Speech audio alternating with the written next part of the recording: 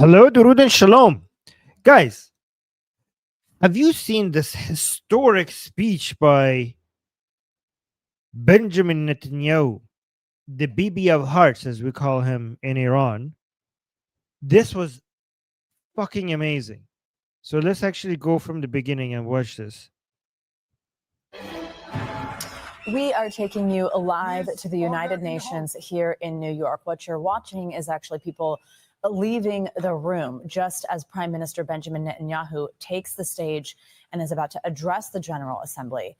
His remarks come as he is facing intense pressure, both at home and abroad over the war in Gaza. It seems even in this room, there's quite a bit of, you could see, applause for sure, as well as people leaving the room. Also, several Western nations coordinating an effort to recognize a Palestinian state in tandem with this happening right now. Let's listen in to what is happening in the room and what Prime Minister Netanyahu has to say.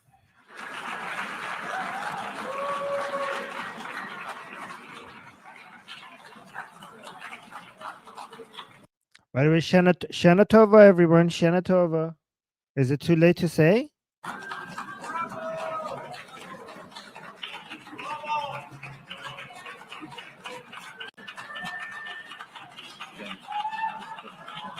Please order in the hall and please be seated.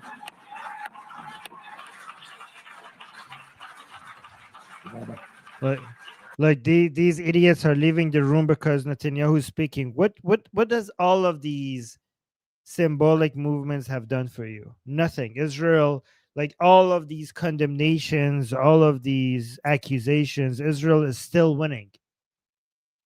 Israel is fighting your enemies for you.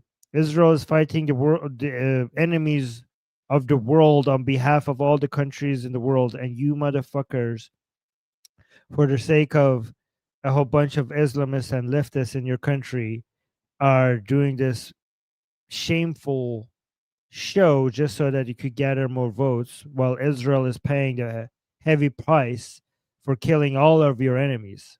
Israel is saving all of your countries from the great evil that wants to come and take over every single country in the world.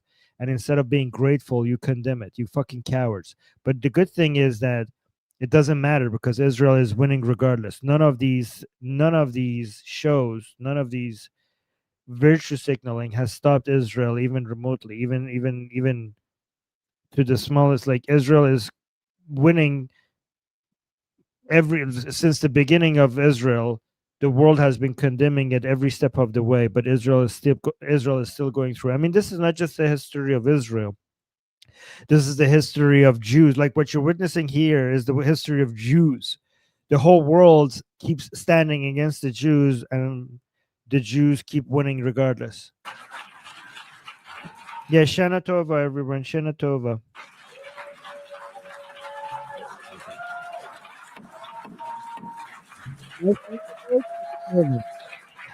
By the way, these people are on the wrong side of history, and this is just a continuation of the world being anti-Semitic and the world being standing against the Jews, and the Jews survive regardless.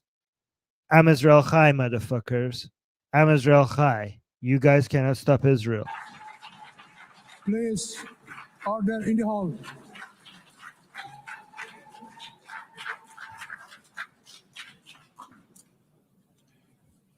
Mr. President, the families of our dear hostages languishing in the dungeons of Gaza.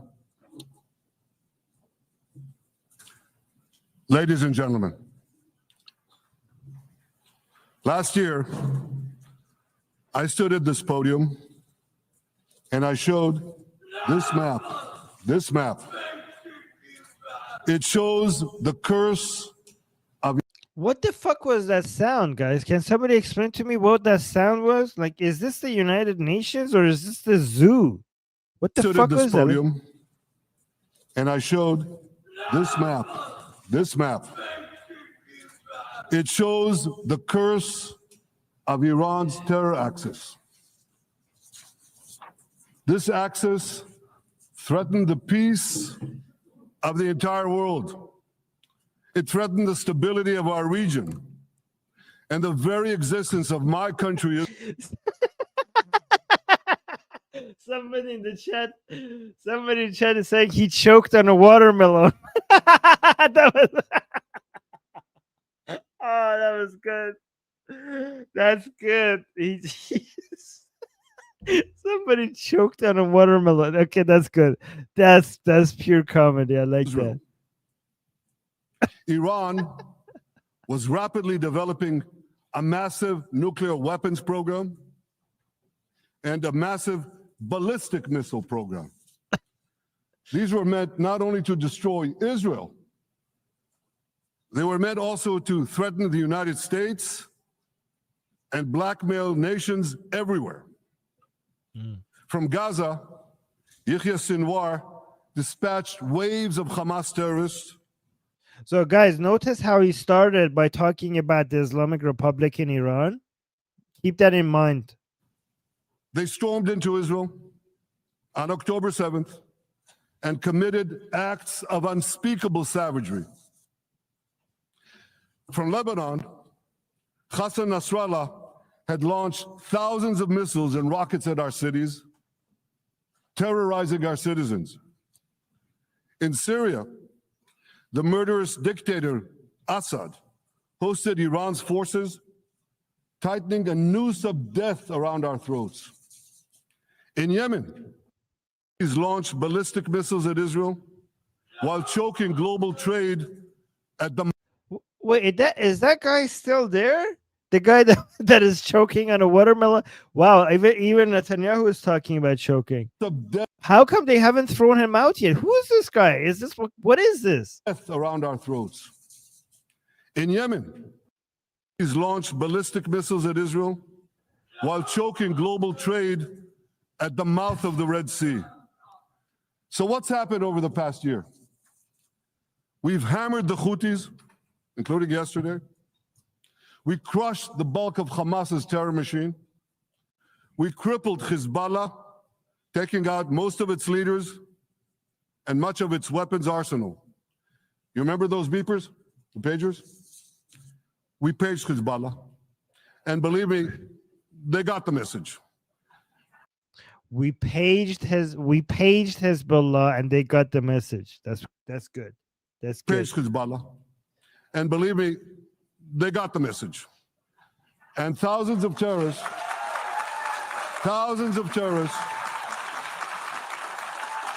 dropped to the ground.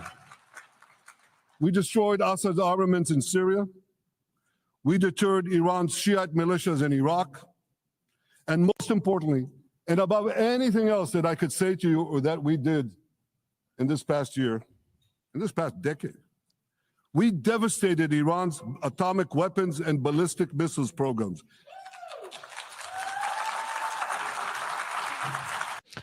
Technically, the Islamic Republics, but I'm not going to be nitpicking. So here's where things stand today. I like how he brings his own presentation. I mean, do other world leaders do this? I don't see other world leaders do this. It's Netanyahu mostly. I think it's mostly him that he brings like presentations and he draws on them. It's like a class. It's like he's a teacher. Right? Half the Houthi leadership in Yemen, gone. Yahya Sinwar in Gaza, gone. Hassan Nasrallah in Lebanon, gone.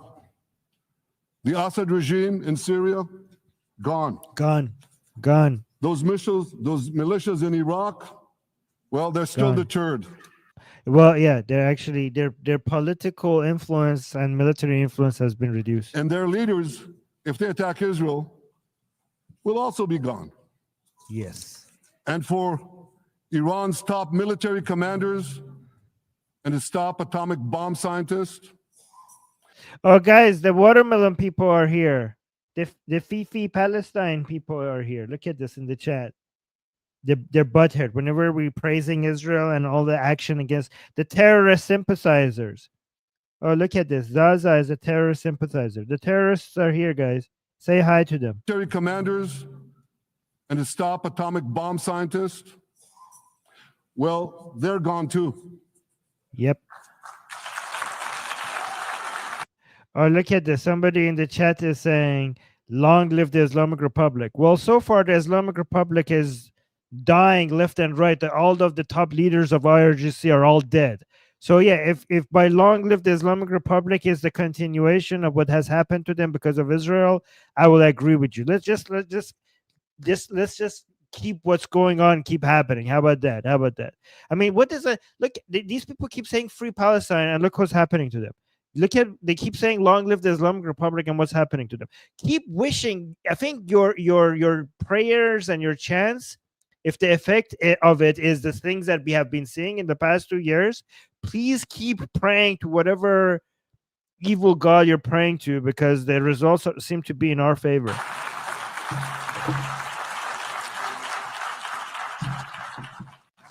Israel's 12-day war with Iran, which I renamed Operation Rising Lion, that's from the Bible. This 12-day war will go down in the annals of military history. Our daring pilots neutralized Iran's missile defenses and took control of the skies over Tehran. Yep. And you saw this. Israeli fighter pilots and American B-2 pilots bombed Iran's nuclear enrichment sites. I want to thank President Trump for his bold and decisive action. Well, not bold enough. Next time, please don't stop Israel from finishing the job. Before finishing the job, yeah. President Trump and I promised to prevent Iran. Look at this. Look at this. The Islamic Republic has left. By the way, many of these countries that have left, they actually secretly behind the closed doors hope Israel be successful against its enemies, because Israel's enemies are the world's enemies. These motherfuckers are just doing this because they're virtue signaling to their voters. But secretly, except the Islamic Republic, secretly most of them want Israel to win. From developing nuclear weapons, and we delivered on that promise.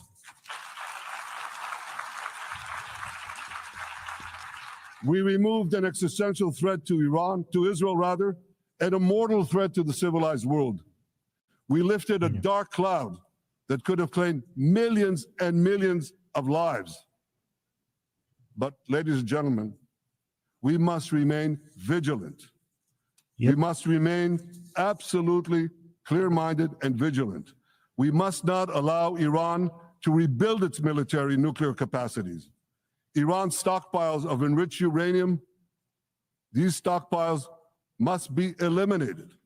And tomorrow, UN Security Council sanctions on Iran must be snapped back. It did. It did, guys. By the way, it did happen. It did. The world keeps acting like Israel is evil, but when it comes to taking action, I mean, they do some symbolic, meaningless actions against Israel, which is recognizing the so-called state of Palestine, which is going to do nothing. But when it comes to actually taking real actions, they just brought the snapback mechanism. They just enforced the snapback mechanism against the Islamic Republic. So all of the sanctions before the JCPOA are now back on against the Islamic Republic. So yeah, you could have your symbolic recognizing of the Palestinian state, which is not going to become a country unless Israel says so. It's not up to the UK or Britain. It's not up to Canada, France, the UK, Norway, Spain. None of these countries will have a say. It's only Israel who decides. Israel is the only country who decides whether Palestine could become a country or not. So you could just have all that symbolic recognition of the state of Palestine, which is bullshit. Nothing is going to come of that. But when it comes to actual actions that is going to have a measurable effect, the world just voted to put the sanctions back on the Islamic Republic.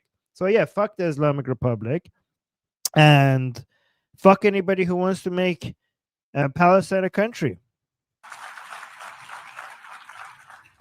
Thanks to the resolve of our people, the courage of our soldiers, and the bold decisions we took, Israel rebounded from its darkest day to deliver one of the most stunning military comebacks in history. Yeah. Yeah, I bet you regret October 7th now, motherfuckers. Am Israel Chai, motherfuckers. You think you could destroy Israel? Look what happened to you. Look what happened to you. Guys, how many of you think that they actually regret October 7th now? They didn't see this coming. They never see this coming. Like throughout the history of Israel, from day one of the history of Israel, the enemies of Israel always thought like, oh, we got him now, and then time passes just a little bit and like, holy shit, these people these people know how to fucking fight, huh? Like on day one, the Arab countries united to destroy Israel, and they were shocked to see how these Jews fight back, right? And now it kept on happening, and they don't learn. I mean, they're fucking idiots, right? That's why they don't learn. They're enemies of Israel. They're not very smart, so they keep trying, and they're like, maybe this time it will be different. And they keep trying again, and they always regret because Israel will always come back stronger. But we're not done yet. The final elements, the final remnants of Hamas are holed up in Gaza City.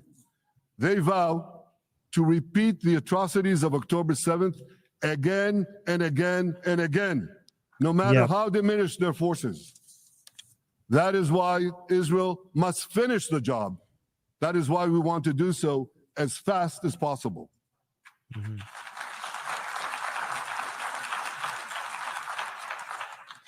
Ladies and gentlemen, much of the world no longer remembers October 7th, but we remember. Israel remembers October 7th. We remember too. On that day, Iranian people remember October 7th too. well, I'll tell you, you can remember October 7th too. Yes. You see this large pin here? It's a QR code. What I ask you to do is hold up your phones, zoom in, and you too will see why we fight and why we must win. It's all in here. On October 7th, Hamas carried out the worst attack on Jews since the Holocaust. They slaughtered 1,200 innocent people, including over 40 Americans and foreign nationals from dozens of countries represented here. They beheaded men. They raped women. They burnt babies alive. They burnt babies alive in front of their parents. What monsters. And these monsters took more than 250 people hostage. And those included Holocaust survivors, grandmothers and their grandchildren. Who takes hostage grandmothers and grandchildren? Hamas does. So far, we've brought home 207 of these hostages, but 48 still remain in the dungeons of Gaza. 20 of them are alive, starved, tortured, deprived of any daylight, deprived of humanity. These are the names of the 20 living hostages. Matan Angrist, Gali and Zerv Berman, brothers, Elkanah Buchbot, Rom Braslavsky, Nimrod Cohen, Ariel and David Cunyo, another pair of brothers, Guy Gilboa Dalal, Eviatar. By the way, this is very significant that he's reading all of them because as anybody who's speaking at the UN has a very limited time. That like they have 40 minutes to speak. So every single second of the time that you have is very precious. So some people might have wondered why is he spending so much of that time reading every single name of the 20 remaining living hostages. This is actually a demonstration of how much Israel cares about its citizens, how much they care about every single Israeli citizen. It's on every Israeli's mind. The remaining hostages. This is what's on every single Israeli's mind to try to find a way to freedom. David, you saw the picture of Eviatar David. What is that? emaciated. I thought so. I don't know who that guy, yelling guy is. I don't know. Maybe I thought it's some. I'm thinking that maybe it's somebody who's against him, against Netanyahu, but I don't know who that is. Maybe I'm. You saw the picture of Evyatar David, emaciated, forced to dig his own grave. Maxim Herkin, Eitan Horn, Segev Kalfon, Bar Kupperstein, Omri Meran, Eitan Moore, Yosef Chaim Ochana, Alon Ohel, Avinatam Or, and Matan Tsengarker. Now, ladies and gentlemen, I want to do something I've never done before. I want to speak from this forum directly to those hostages through loudspeakers. I've surrounded Gaza with massive loudspeakers connected to this microphone in the hope that our dear hostages will hear my message. And I'll say it first in Hebrew and then in English. This is very powerful. Like he's doing his UN speech, and at the same time he's giving a message to the remaining hostages, which is going to be played with loudspeakers into Gaza. אחינו הגיבורים, מדבר ראש הממשלה בנימין נתניהו. אני פונה עליכם מעל בימת האו"ם. לא שכחנו אתכם, אפילו לא לשנייה. העם כולו איתכם, ואנחנו לא נשקוט ולא נרפה עד שנחזיר את כולכם הביתה. החיים והחללים כאחד.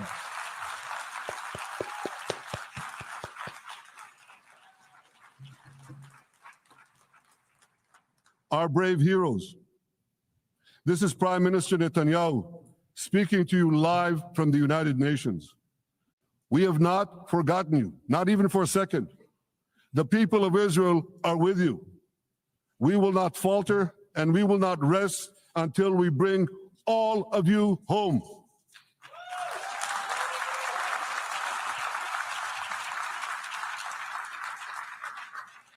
I must say it does seem very difficult, because I think Israel is right now stuck between prioritizing two conflicting interests. One is eliminating Hamas's capability to fight or govern over Gaza, and then the other priority being saving the hostages.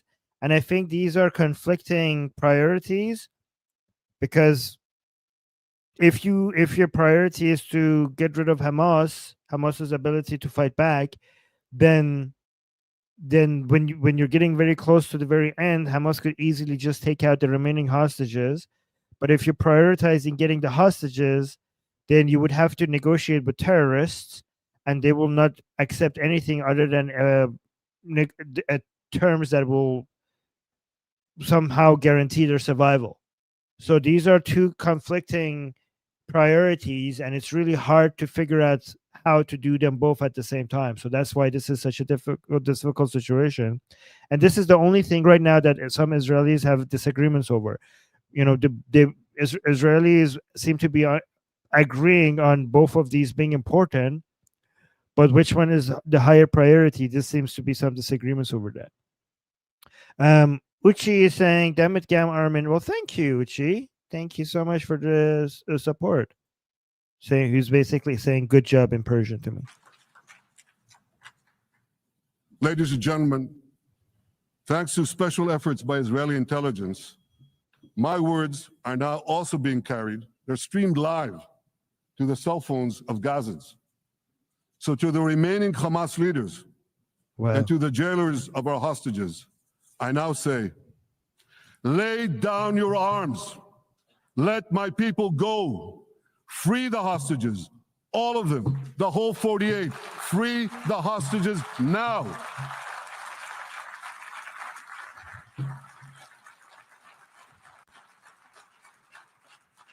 If you do, you will live. If you don't, Israel will hunt you down. Ladies and gentlemen,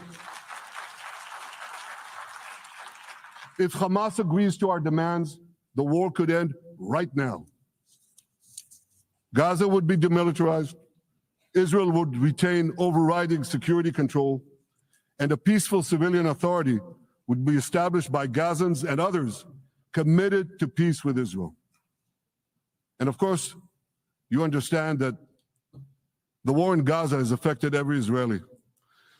But I'm sure there are people in New York or in London or in Melbourne and elsewhere who are probably thinking, what does all of this have to do with me? Oh, it's everything. It has everything to do with you, but you guys don't understand it. This force, this evil Islamic force that is in Gaza and in the Islamic Republic inside Iran, it wants to come for all of you. You guys don't understand that. You guys don't understand Islam. You guys don't understand Hamas. You guys don't understand the Islamic Republic. Israel is standing in the way. If the world knew what the Islamic forces wanted to do to the whole world would be uniting and supporting Israel. Israel is the only force right now that is standing between this evil and the rest of the world. So I think Netanyahu is going to try to explain that this has to do with every single one of you. Israel is protecting the entire planet. This is why I always say supporting Israel is not just supporting Israel. Supporting Israel is supporting the world. Standing against Israel is standing against the whole world because Israel is protecting the world. What does all of this have to do with me? And the answer is everything. Yes. Because our enemies are your enemies. Exactly. So let's do something else. So first at the UN, let's do a pop quiz. And raise your hand if you know the answer. Here's know the the first answer. question. Look, guys, it's like a class. He's like a teacher. Who shall Okay, so right now, let me just say I'm going to be nitpicky a little bit. I think where it says Iran, it should say the Islamic Republic, not Iran. Okay, it should not say Iran. I mean, I know Netanyahu knows the difference between the Islamic Republic and Iranian people. He always makes that clear, but I'm a bit nitpicky. I don't like to refer to the government in Iran as Iran. shouts death to America? So wait, the question is, Here's the first question. Who shouts death to America? Is it A, Iran, B, Hamas, C, Hezbollah, D, the Houthis, or E, all of the above? so it's E. I mean, if you change Iran with the Islamic Republic, it would be E, all of the above. And guys, obviously, for some people who are not getting it, the point is that the enemies of Israel are not just the enemies of Israel. The enemies of Israel are the enemies of United States, and they're the enemies of the West in general, and they're the enemies of the world in general. All of the above. Correct. All of the above. Second question. Who has murdered Americans and Europeans in cold blood? Is it A, Al-Qaeda, B, Hamas, C, Hezbollah, D, Iran, or E, E. all of the E, all of the above. correct? Yay! I got it. Guys, who got the answers right ahead of time in the chat? Let me know in the chat who got the answers correct. So here's the point I wanted to make. Our enemies hate all of us Yes. with equal venom. They want to drag the modern world back to the past, to a dark age of violence, fanaticism, and terror. I think many of you are already feeling in your own societies the radical Islamist surge. You know, I'm sure you do. You know deep down that Israel is fighting your fight. So I want to Yes. tell you, They know it. They're cowards. They're cowards. They're not doing it themselves. They know Israel is fighting their fight for them. All of these countries know that Israel is fighting their fight for them. that Israel is fighting your fight. Yes. So I want to tell you a secret. Behind closed doors, many of the leaders who publicly condemn us privately thank us. They tell me how much they value Israel's superb intelligence services that have prevented time and again terrorist attacks in their capitals, time and again saving countless lives. Wow, with the two-face, look at the hypocrites. They're like, they condemn Israel for votes, but they celebrate Israel because it's doing what they're supposed to be doing. Israel is the only country that has the balls to actually take out these fucking terrorists. General George Keegan, former head of U.S. Air Force. Somebody Zaza in the chat is offering Palestine for free. He's saying free Palestine. Don't worry, guys. Don't keep offering. Like, nobody wants that shed hole, but you're offering it for free, so it's okay. Israel will come take it. Don't worry. I know it's like basically you have to keep offering it for free because it's a shed hole and nobody wants it. But at some point Israel will come and turns it into something better than it is right now. So don't worry. Israel will come take it. Lives. General George Keegan, former head of U.S. Air Force intelligence, once said, if the United States had to gather on its own the intelligence that Israel gives us, we would have to establish 5 CIAs. 5 CIAs. Yeah, that's actually such a good point. See, this is actually, I need to remember that quote. You know what Bibi is saying? Because, I mean, I hope people understand this. What Israel is doing is actually saving United States a lot of lives and a lot of money. So look at this quote again. Lives. General George Keegan, former head of U.S. Air Force intelligence, once said, if the United States had to gather on its own the intelligence that Israel gives us, we would have to establish 5 CIAs. 5 CIAs. And it's not just that. If the IDF was not fighting United States enemies in the Middle East, the United States having to fight that fight in the Middle East, so far away from their borders, would have been astronomically higher in cost for United States compared to the support that they have for Israel, which is mutually beneficial anyways. Yeah, many Americans have no idea how much American lives and money has been saved because Israel is a country. 5 CIAs. 5 CIAs. This past June, when Israel struck Iran's nuclear facilities, German Chancellor Merz admitted the truth. He said, Israel is doing the dirty work for all of us. Yes. Guys, the Chancellor in Germany finally is somebody that admits that.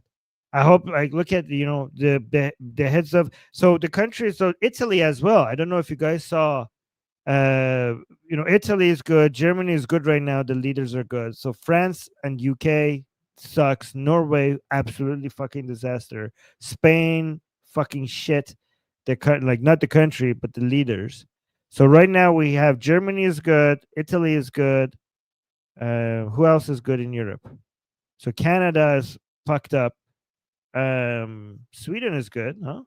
Yeah, but France, yeah, but Germany is really good. Germany, I'm actually really. It's good that Germany recognizes Israel's contribution to the world. Is doing the dirty work for all of us. Yeah. President Trump understands better than any other leader. Oh yeah, Poland is good too. You guys are right. Poland is good. That Israel and America. Wait, Sweden is not good? I know one leader in Sweden that I really like that is very pro-Israeli. Maybe that doesn't represent the rest of the leaders. Yeah, Argentina, yes, that as well. President Trump understands better than any other leader that Israel and America face a common threat. He showed the world that when Iran and its proxies murder Americans, take Americans hostage, shout death to America, burn American flags, and try to assassinate the President of the United States, not once, but twice. He showed them there is a price to pay for all that.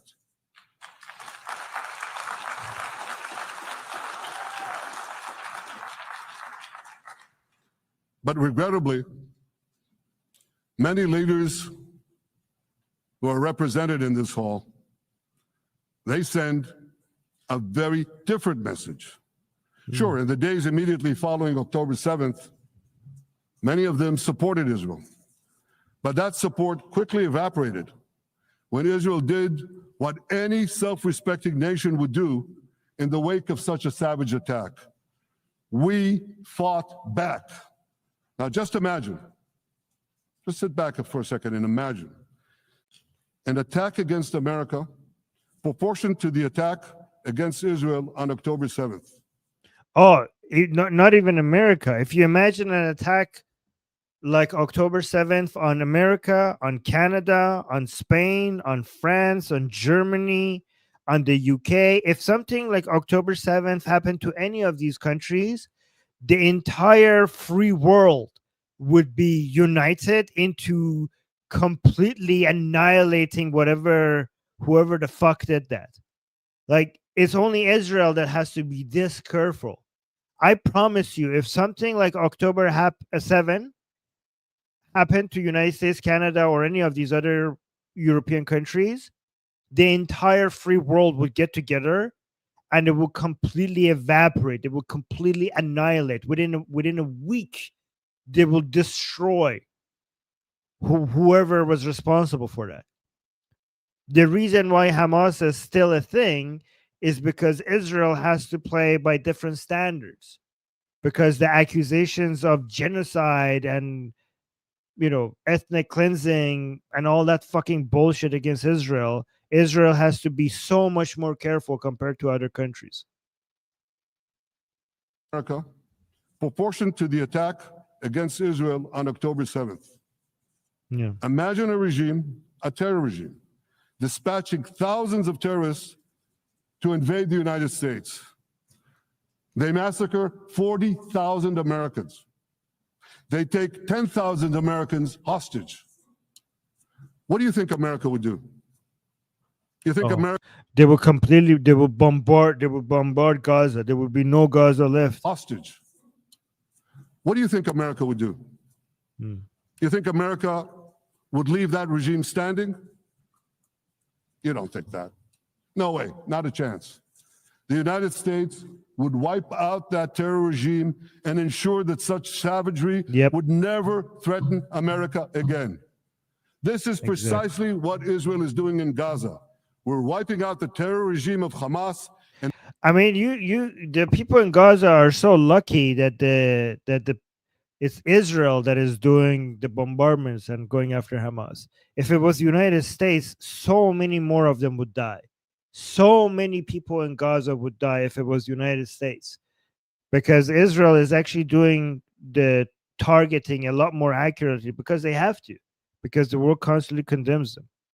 If it was NATO or United States attacking Hamas in Gaza, so many more civilians would have died. ensuring that this savagery will never threaten Israel again. That's I mean, every single day, the so-called Palestinians, they wake up, they should do a prayer to Israel. They should forget about Allah. They should say, fuck Allah. Allah has never done anything for us. Our God is Israel. Our lives depend on Israel. Israel is saving our lives. Israel is destroying this evil inside Gaza. And whether or not we live depends on the mercy of Israel and the fact that they are so humane and so moral to try to kill our enemies without killing us. So if I was a civilian in Gaza, I would wake up every day praising Israel.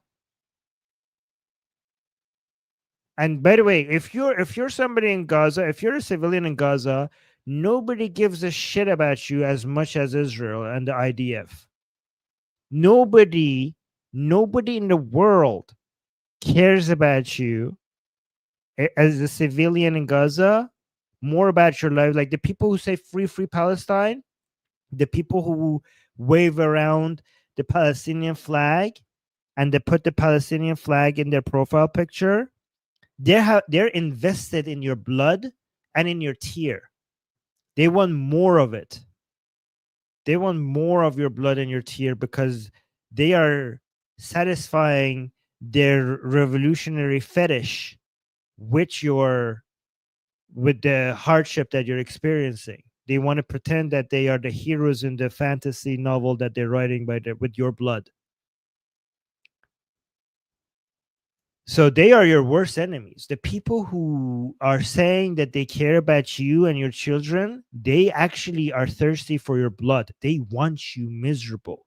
If you were living a prosperous life, these people will not be able to become the heroes in their own fantasy, in their own stories that they're writing. These people are living very comfortable lives, and their lives are doesn't seem to have much purpose and meaning, and they want to feel like heroes in your revolution, and you need to keep fighting and suffering so that they could continue to pretend that they are the saviors in your fight, right, in your revolution. They want to be revolutionaries without actually paying the price of being revolutionaries, right? They want to be a revolutionary, but you would pay the blood and tears, and they just get to go out and do some Instagram or TikTok posts and feel like revolutionaries without any of the costs, right? So they are your enemies. Your friends, people of Gaza, are the only people who could actually end this war, which is Israel, which is the IDF. The IDF is your friend. Israel is your friend. So if I was you, I would wake up every morning and I would be thanking Israel for trying for being the only entity in this world to try to come and remove this tumor, this Islamic tumor from your land. Again, one more time, if you are a so-called Palestinian, nobody gives a shit about you except Israel. Nobody cares about your life except Israel. And ensuring that this savagery will never threaten Israel again. That's what we are doing. That's what any self-respecting government would do. Yeah.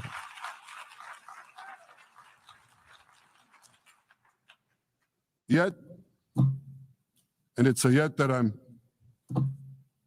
sorry to say here. Yet over time, many world leaders buckled.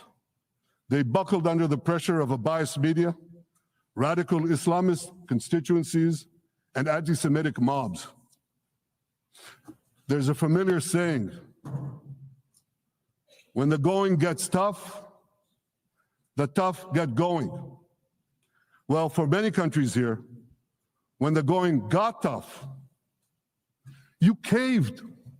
Yep. And here's the shameful result of that collapse.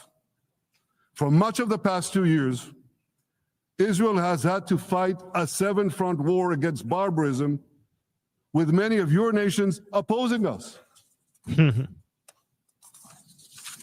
Astoundingly, as we fight the terrorists who murdered many of your citizens, you are fighting us. You condemn us, you embargo us, and you wage political and legal warfare, it's called lawfare, against us. I say to the representatives of those nations, this is not an indictment of Israel. It's an indictment of you.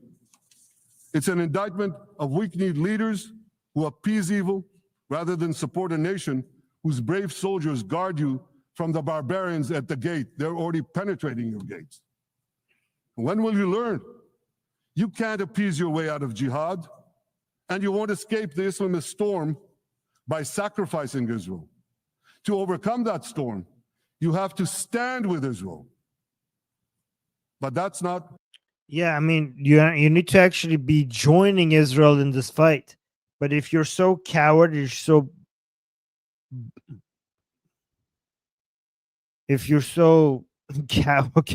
that you cannot actually participate in removing this evil from the world, at least stay out of the way of Israel. At least let Israel finish the job. I know you don't have the balls to participate in removing this evil. You might as well just let Israel do its thing. Storm. You have to stand with Israel. But that's not what you're doing. Nope. As the prophets of Israel foretold in the Bible, you've turned good into evil and evil into good. Now I want to drill down on this. Take the false charge of genocide. Israel is accused of deliberately targeting civilians. Ladies and gentlemen, The opposite is true. The head of urban warfare studies, Colonel John Spencer, he's perhaps the world's greatest expert on urban warfare. And he said, John Spencer, guys, remember that. John Spencer. Colonel John Spencer, he's perhaps the world's greatest expert on urban warfare. And he says, Israel is applying more measures to minimize civilian casualties than any military in history. Yeah, and the evidence is the low civilian to combatant casualty rates compared to any other country, including the United States. Including the United States. It's obvious that Israel has done everything in its power to reduce civilian casualties in Gaza. The numbers show that. Even when the United States and NATO were fighting ISIS or, I don't know, the Taliban, whatever, or any other terrorist groups in Africa, the civilian to combatant ratio were higher. And Israel managed to get a lower civilian to combatant ratio in Gaza, even though the population density in Gaza is the second in the world, even though the enemy that they're fighting doesn't wear uniforms on purpose, and even though the enemy that they're fighting is using human shields, they still managed to get the lowest civilian to combatant casualty rates and lower than United States. I mean, the number of civilians dying when United States was fighting ISIS was much higher than this, but the world was not condemning United States when the United States was fighting ISIS.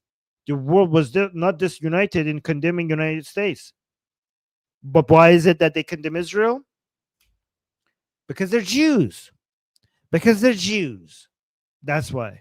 And because we're doing that, the ratio of non-combatant to combatant casualties is less than 2 to 1 in Gaza.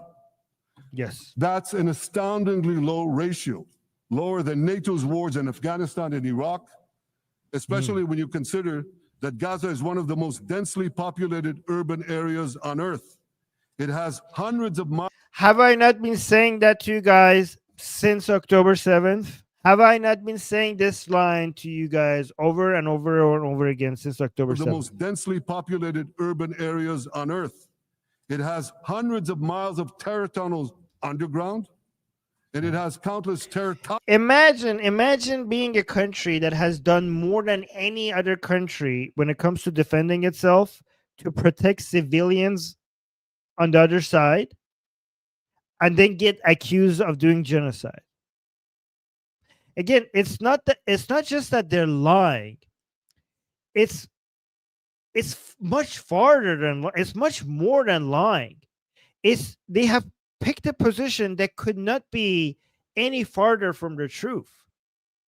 It's basically you have the truth, and then you have lies, which is a misrepresentation. But then there's this thing that these people are doing, which is basically picking the complete polar opposite of reality. The country that has done more than any other country in the world to try to reduce civilian casualties is being accused of doing genocide. This is absolute insanity. Absolute insanity. These people are idiots. Hours. I mean, they're not idiots, they're evil. Terror tunnels underground, and it has countless terror towers above ground, and thousands of terrorists embedded in the tunnels and in these towers in civilian areas. If you want to see what measures Israel takes to avoid civilian casualties in this war, just look at what we're doing now in Gaza City, the last Hamas stronghold, one of the 2 last strongholds. Somebody in the chat saying boycott Israel. I mean, sure, let's see. So far, you guys have been boycotting Israel, and Israel has managed to eliminate most of its enemies. So I don't know where has that gotten you so far, but continue doing what you're doing because Israel keeps winning. Okay. For 3 weeks, the last Hamas stronghold, one of the 2 last strongholds. For 3 weeks, Israel dropped millions of leaflets, sent millions of text messages, and made countless phone calls urging civilians to leave Gaza City before our military moves in. At the same time, Hamas implants itself in mosques, schools, hospitals, apartment buildings, and tries to force those civilians not to leave, to stay in harm's way. And it often threatens them at gunpoint if they try to do so. For Israel, every civilian casualty is a tragedy. For Hamas, it's a strategy. Right. Hamas uses civilians as human shields and as props in its sick propaganda war in Israel, against Israel, a propaganda war that the Western media buys hook, line, and sinker. Now, despite Hamas's threats, close to 700,000 Gazans, almost 750,000, have already heeded our calls and moved to safe zones. Now I want to ask you a simple question. A simple Yeah, it's not just that Israel tries to move civilians out of harm's way. It's also that Hamas shoots at them when they're trying to get away so that the civilians stay under the bombardment. And then it's also Israel sometimes sends soldiers trying to remove the barriers that Hamas has put in place so that the people in Gaza could leave the heavy bombardment area. So IDF soldiers risk their lives to remove Hamas blockades that is meant to keep the Gazans under the heavy bombardment area. That's how that's the level of evil that we're fighting against here. logical question. Would a country committing genocide plead with the civilian population it is supposedly targeting to get out of harm's way? Nope. Would we tell them get out if we want to commit genocide? I mean, maybe you just suck at genocide. Like, guys, we're trying to commit genocide in Gaza. What does that mean? Like, that means we need to just get rid of kill as many of them as possible. Like, okay, how do we do that? Like, okay, we will bomb them, and then we will tell them to get out of the way before the bomb hits them. Sir, are you sure that's the most effective way of committing genocide? Like, yeah, I'm sure. That is the best. I have a genocide 101 here, and you're supposed to warn people to get out of the way before the bombs hits. That will actually cause the highest number of casualties. Fucking retarded. Trying to get them out. Yeah, I think, guys, maybe Jews are just smart at everything except genocide. I think maybe that's what's happening. Jews are basically excel at every field except propaganda and genocide. They just really can't figure this out. They're really like, guys, there's just all of these people here. We have all the weapons. We could like eliminate all of them like this, but they can't just put 2 and 2 together. They can't figure it out. They're masters at like quantum physics and rocket science and AI and every single other field. But when it comes to genocide, they're like, what the fuck do we do? Okay. Would we tell them get out if we want to commit genocide? We're trying to get them out. And Hamas is trying to keep them in. And this charge is so baseless. The comparison to genocide, wholesale slaughter of populations. What, did the Nazis ask the Jews to leave, kindly leave, go out? Did others, you want me to name all the genocidal? Yeah, imagine, like, guys, look how everything has changed. Like, we used to call what the Nazis did to Jews and other people genocide. Like, basically, they have managed to turn killing people into an industry. They have made it into like they have mastered the art of like the Nazis. I've been to Poland. I've seen how I've seen what they've done. I've seen how effective the Nazis were at creating a killing machine, right?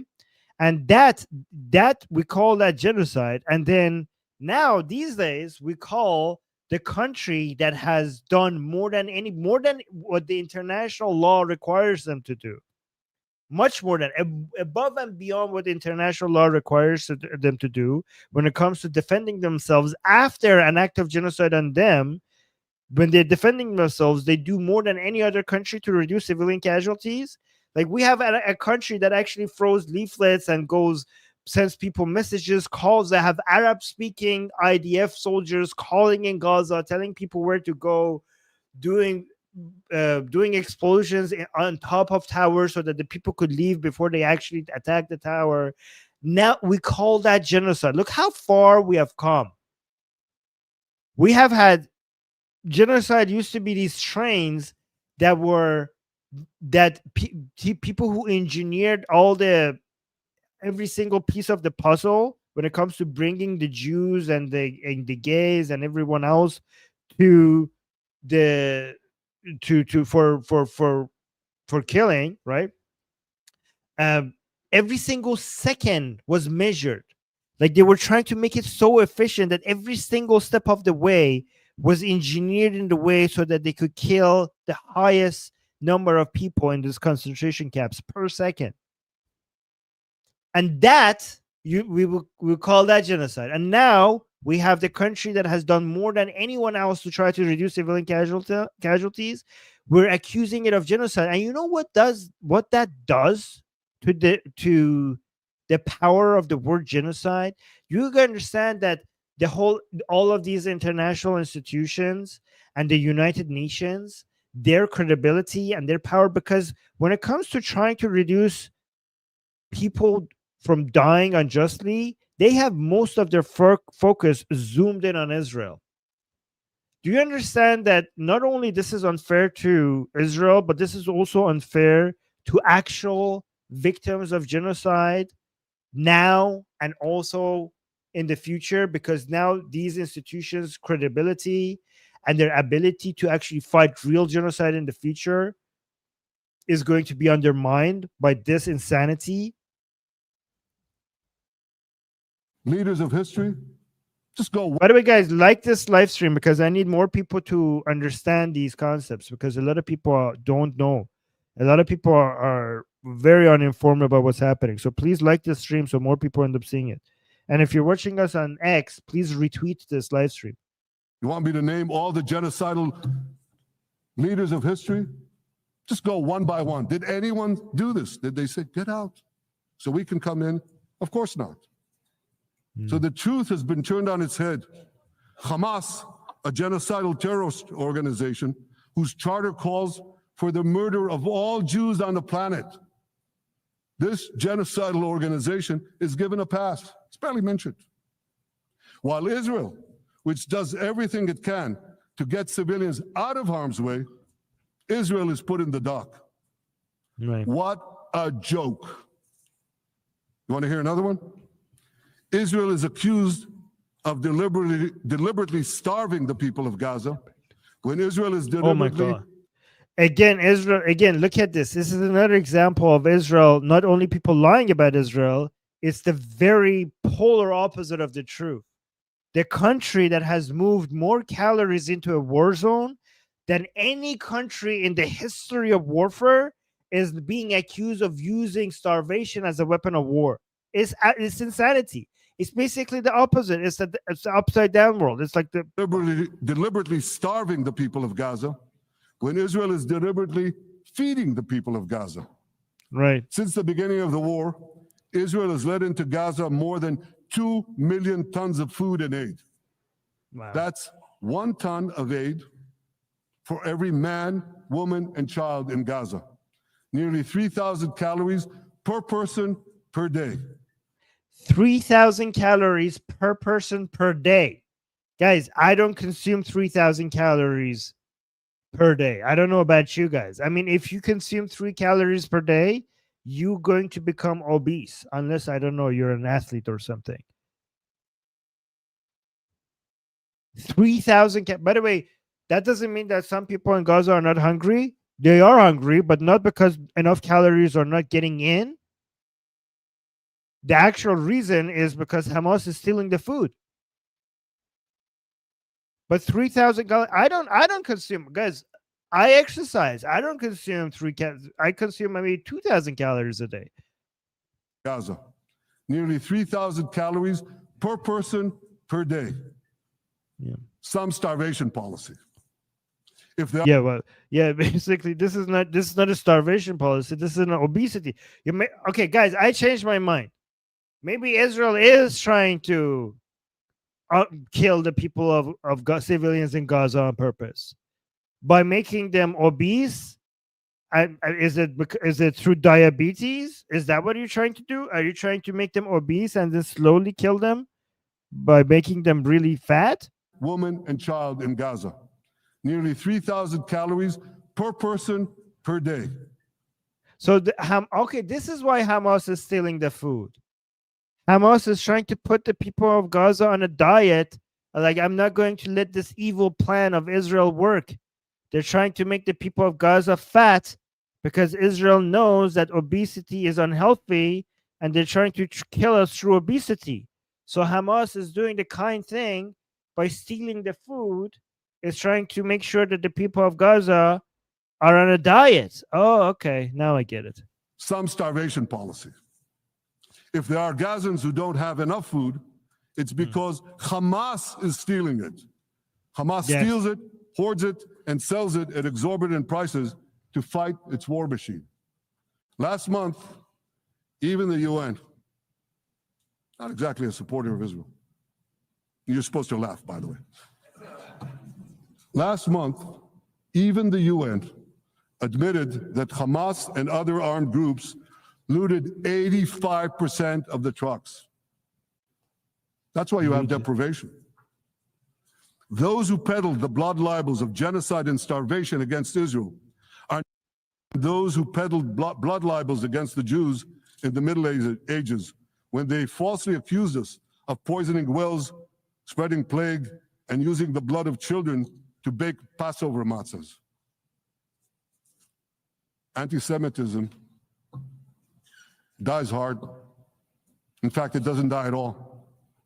It just keeps coming back with its libelous lies, refurbished, regurgitated over and over again. And I want to tell you something else. These anti-Semitic lies, they have consequences. In recent months, Jews have been assaulted in Canada, Austria, or rather Australia, Britain, France, the Netherlands, and elsewhere. Here in America, an elderly Holocaust survivor was burned to death in Colorado. And a beautiful young couple from the Israeli embassy in Washington was brutally gunned down right in front of the Holocaust Museum there. Thankfully, President Trump's administration is forcefully fighting the scourge of anti-Semitism, and every government here should follow its lead. But instead, many do the opposite. They allow Islamic anti-Semites into their country.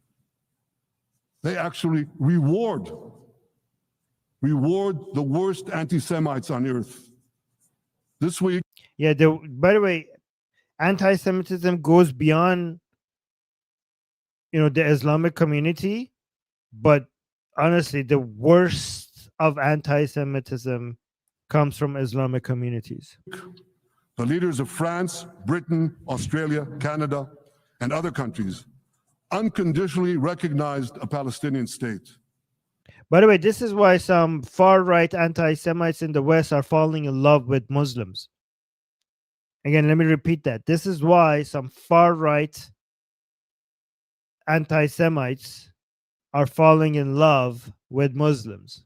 And other countries unconditionally recognized a Palestinian state. Oh, yeah. By the way, let me talk about this. Like Canada, the United Kingdom, and France recognizing a Palestinian state. They basically fucked the Palestinian people with doing that, the so-called Palestinian people. Do you guys know that this has no impact on Israel and it's absolutely devastation to the Palestinians? Do you guys know why this is basically completely against the interest of the so-called Palestinian people? Let me explain this to you guys, because this is very important to understand.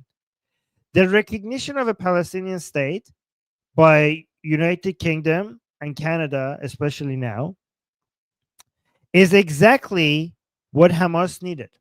It's exactly the hope that you need to reignite in some of the people in Gaza, that maybe there's a point in fighting Israel. Let me tell you, the reason why Germany is now this powerful, like it's the biggest economy in Europe, and Japan is one of the biggest economies in the world, is because at some point they were made to see that there's no point fighting anymore. The atomic bombs in Japan And defeating Hitler made the Germans and the Japanese realize that there is no point fighting. If they continued fighting, these countries would not be as advanced and powerful as they are today.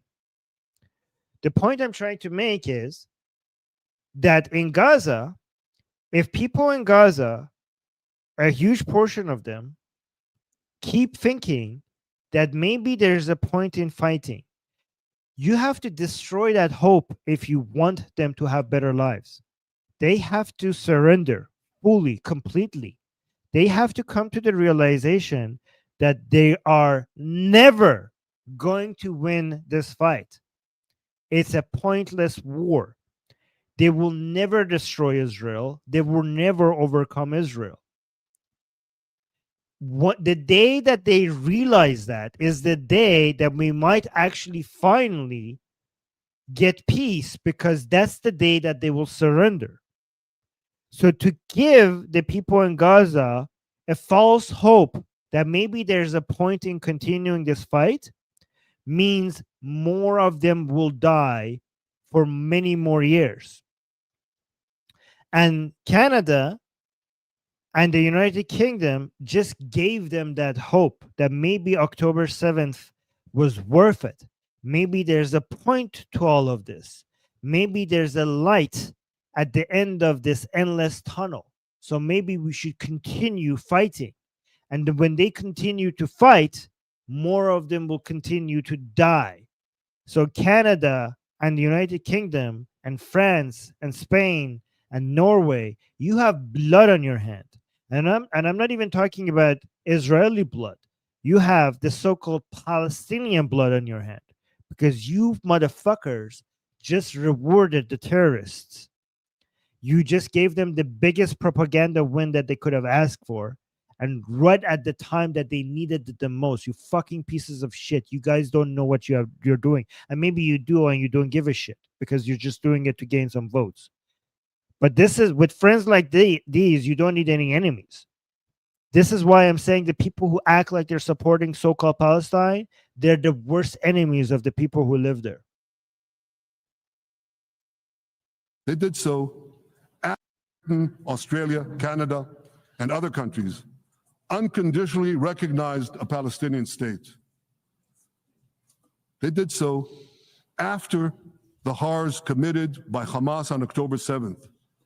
Horrors praised on that day by nearly 90% of the Palestinian population.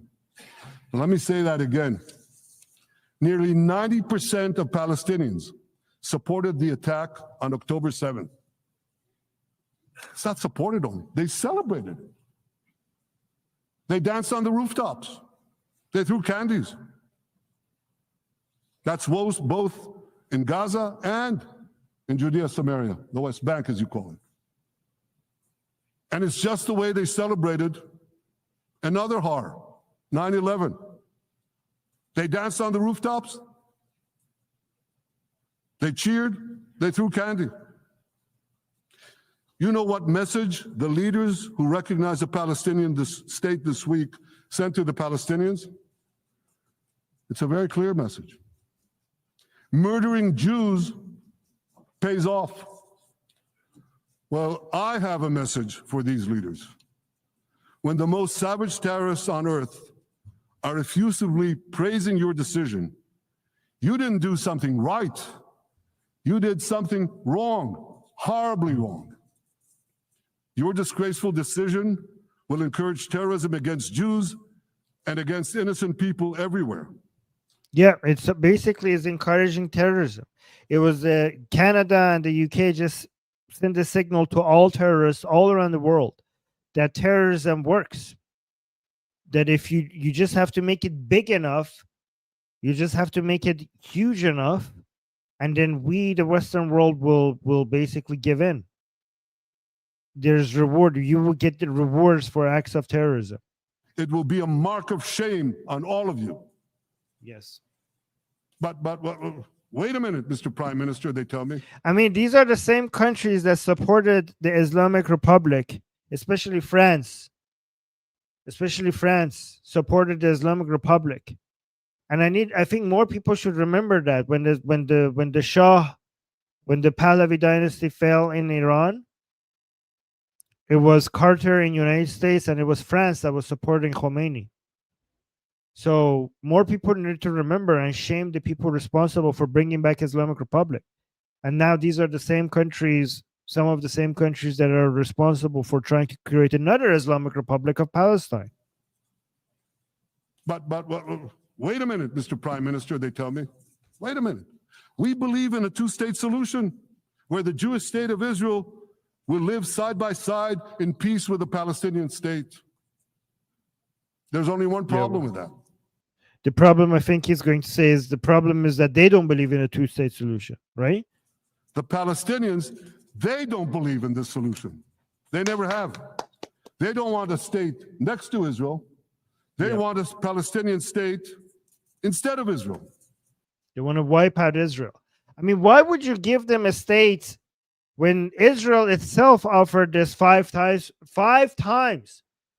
They were offered to have a nation state of their own 5 times. And 5 times they said no. 5 times they said no. They said no 5. Do you know why they said no 5 times? Because they want the destruction of Israel more than they want a prosperous, peaceful life for their children. They hate Israel more than they love their own children. They were offered to have a country governed by themselves with the right to choose their own destiny, their own politicians, as a neighbor to Israel. And Israel accepted that 5 times. And they said no, not as long as Israel gets to be a country as well. We don't want a country if Israel gets to be a country as well. That means that they hate Israel more than they love their own children. And you tried this 5 times, and now you're trying this again for the 6th time. This is the very definition of insanity. And in fact, those other 5 times, Israel wanted them to have a nation state. Those other 5 times, Israel was on board with giving them a nation state of Palestine. And now you're trying this for the 6th time, and this time is even more insane, because this time Israel is fuck you. Israel is like fuck you. So you're going to give them a nation state without Israel's approval, which is actually a violation of the Oslo Accords? It's a violation of international laws? No. This means nothing. The so-called Palestinians will never have a country unless Israel allows it. And Israel shouldn't allow it. And that's why every time they were offered a Palestinian state, but were required to end the conflict with Israel and recognize the Jewish state, every time, over the decades, they turned it down. And that is why every time they were given territory, they used it to attack us. In fact, they effectively had a Palestinian state in Gaza. So what did they do with that state? Peace? Coexistence? No. They attacked us time and time again. Totally unprovoked. They fired rockets into our cities. They murdered our children. They turned Gaza into a terror base from which they committed the October 7th massacre. So here's the uncomfortable truth. The persistent Palestinian rejection of a Jewish state in any boundary. Look at this. State of Palestine has seats in the United Nations. What a fucking joke. What a fucking joke that they actually have. They gave them a couple of years ago, they gave them a observing member seat. Is what has driven this conflict for over a century. It is still driving it. It's not the absence of a Palestinian state. It's the presence and existence of a Jewish state. And I find it amazing that the foreign chancelleries and the ministries and all those who pontificate about this, and the leaders, How can they not see this basic truth when it is repeated again and again and again ad nauseum? And I want to say something else. This rejection of a Jewish state not only applies to Hamas, it also applies to the so-called moderate Palestinian Authority. Right. You should know that the Palestinian authorities pays terrorists to slay Jews. The more Jews the terrorists slay, the more the Yeah, and this is the one that the world is like, oh, we're anti-Hamas, but let's bring the Palestinian Authority. Those are the good guys. Those are the good guys. Let's give them, guys. By the way, if you wanted to, the people who are in favor of two-state solution, who is going to be the state of this nation state? Who's going to be the government? The Palestinian Authority, who pays terrorists for killing Jews? terrorists to slay Jews. The more Jews the terrorists slay, the more the Palestinian Authority pays. The Palestinian Authority names its government buildings, its public squares, its schools after the mass murderers of Jews, which they glorify as martyrs. They pay and glorify not just the killer of Jews, but also killers of Christians. Christians like Taylor Force, an American veteran who was brutally murdered in Israel by Palestinian terrorists. Yeah, by the way, if anybody in favor of a two-state solution in the chat, tell me exactly who's going to be the government of this state. The Palestinian Authority with this record? But that I hear from the Western leaders. They tell me, the PA promised us it will reform.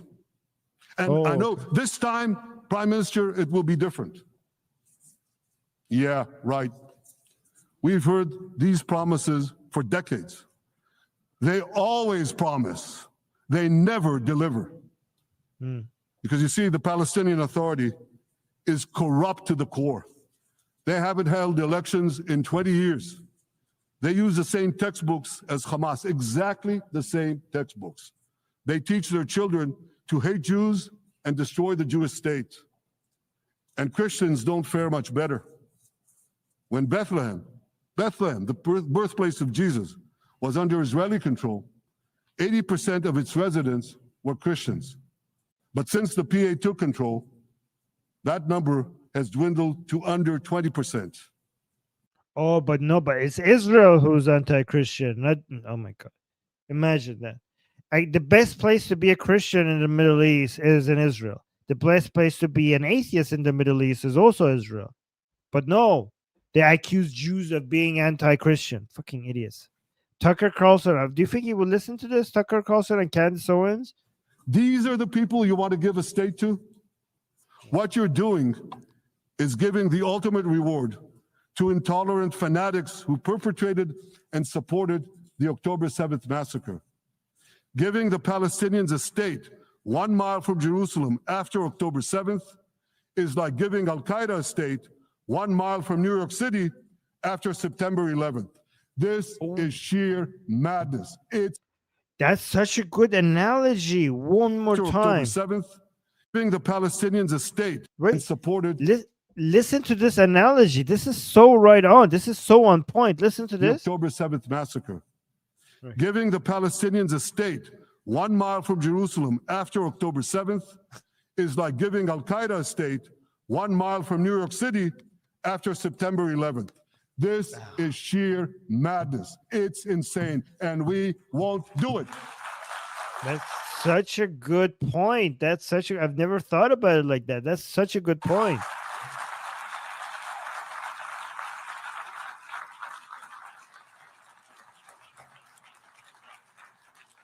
So here's another message to those Western leaders. Israel will not allow you to shove a terror state down our throats. We will not commit national suicide because you don't have the guts down a hostile media and anti-Semitic mobs demanding Israel's blood. And I want you to grasp something else, which is also distorted in the media. I say this not only in my name or the name of my government, but on behalf of all the people of Israel.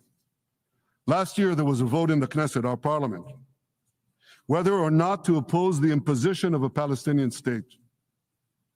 You want to guess what the results were?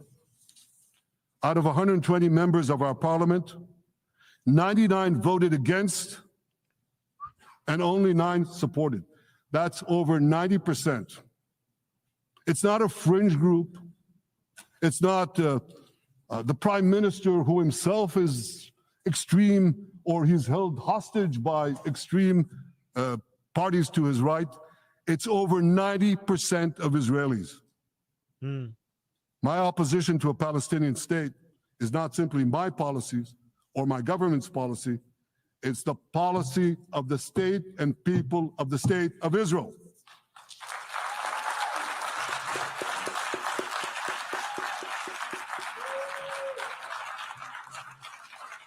Western leaders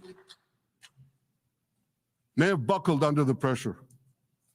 And I guarantee you one thing, Israel won't. Israel's victories over the Iranian... Thank you, I know you won't too, that's good. Israel's victories over the Iranian terror axis have opened up possibilities for peace that were unthinkable 2 years ago. Take Syria. For decades, the very idea of peace between Israel and Syria seemed unimaginable. Well, no more. Today, we have begun serious negotiations with the new Syrian government. I believe an agreement can be reached that respects Syria's sovereignty and protects both Israeli security and the security of the minorities in the region, including the Druze minority. Who would have thought we would be here right now when Syria is now submitting to Israel? From the founding of Israel, Syria's leaders, Jews and Druze have been brothers in arms. We have fought together. We've bled together. right? We built our lives together.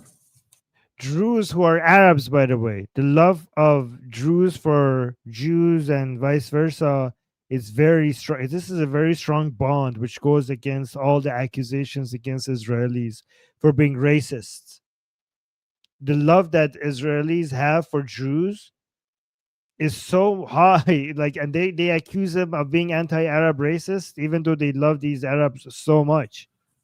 When I was a young commander in Israel's special forces, my own life was saved by the invaluable advice given to me by a great friend, Salim Shufi, a heroic Druze IDF veteran.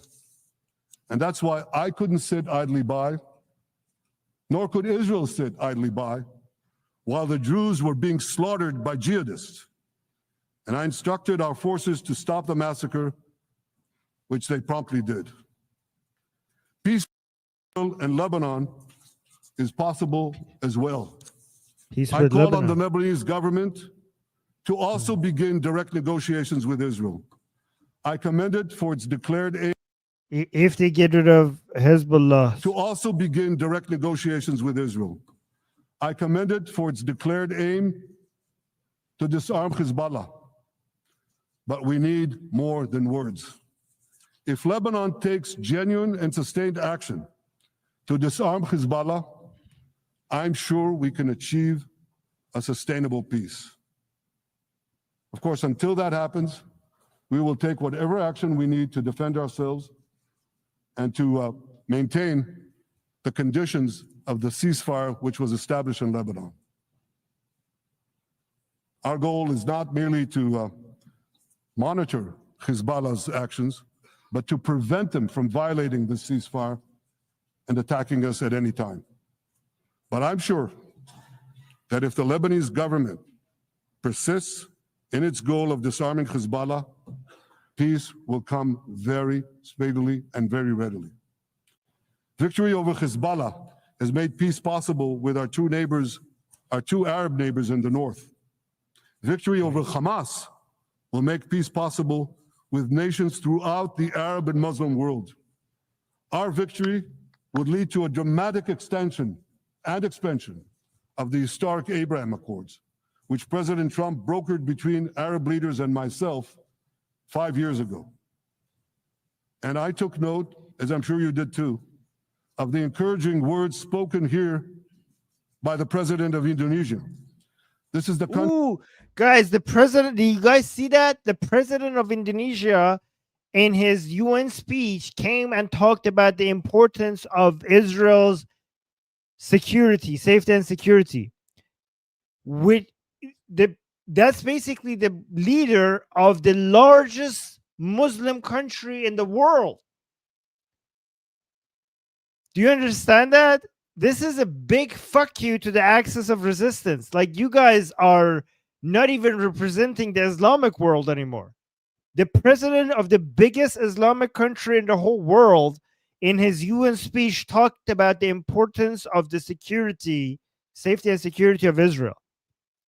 And you guys think you have a couple of protests shouting free, free Palestine? Look at this. You guys are losing.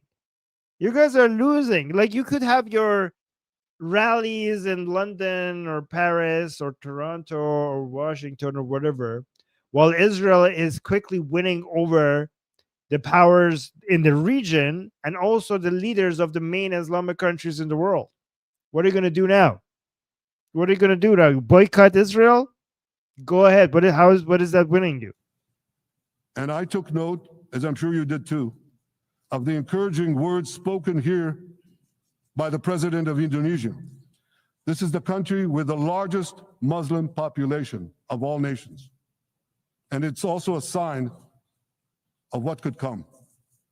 Forward-looking Arabs and Muslim leaders know that cooperating with Israel will provide them with groundbreaking Israeli technologies, including in medicine and science, in agriculture and water, in defense and AI, and so many other fields. I believe that in the coming years, the Middle East will look dramatically different. Oh, guys, this is the part that you need to pay attention, okay? This is the part that you need. Guys, everybody, please pay attention to this part. This is the key. This is the title of this live stream is based on what Netanyahu says here, okay? And you can, based on me being Iranian, you probably can guess what he's about to say here if you haven't watched it already. And so many other fields. I believe that in the coming years, the Middle East will look dramatically different. Many of those who wage war on Israel today will be gone tomorrow. Brave peacemakers will take their place. And nowhere will this be more true than in Iran. The long-suffering Iranian people will regain their freedom. They will make Iran great again. And our two ancient peoples,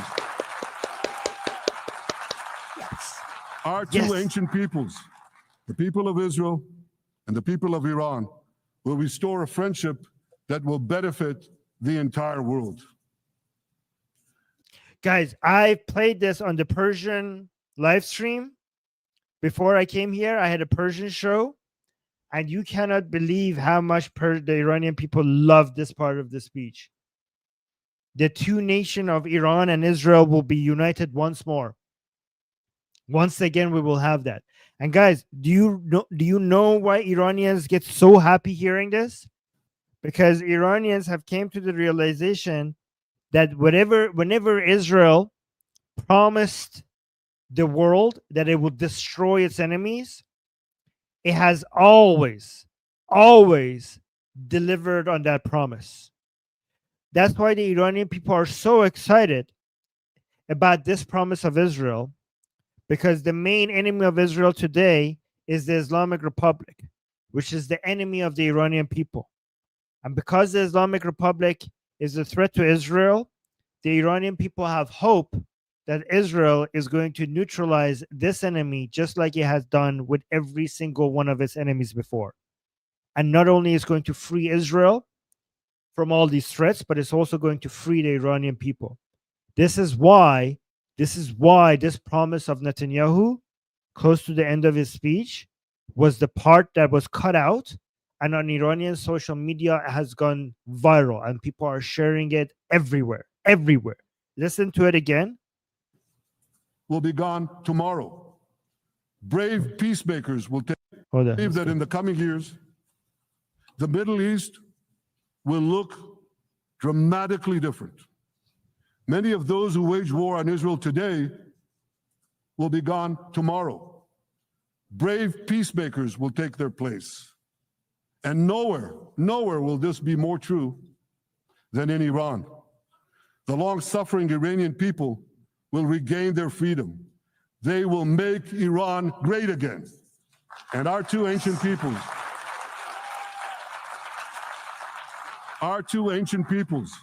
the people of Israel and the people of Iran, will restore a friendship that will benefit the entire world. Yes. Ladies and gentlemen, Thank you guys in the chat. the horrors that happened on one dark day, October 7th, those horrors happened countless times during the centuries of my people's exiles among the nations. Jewish blood was cheap. Jews were killed with impunity. We had to beg others to defend us. The rise of Israel did not mean that the attempts to destroy us would end. It meant that we could fight back against those attempts. And that is exactly what Israel has done since October 7th. Our sons and daughters fought like lions. Our brave soldiers donned their uniforms and rushed into battle. They were armed with the dreams of the 100 generations of Jews who came before them. The dream of living as a free people in the land of Israel, our beloved homeland for more than 3,000 years. The dreams of living in our own independent state. The dream of having an army to defend ourselves.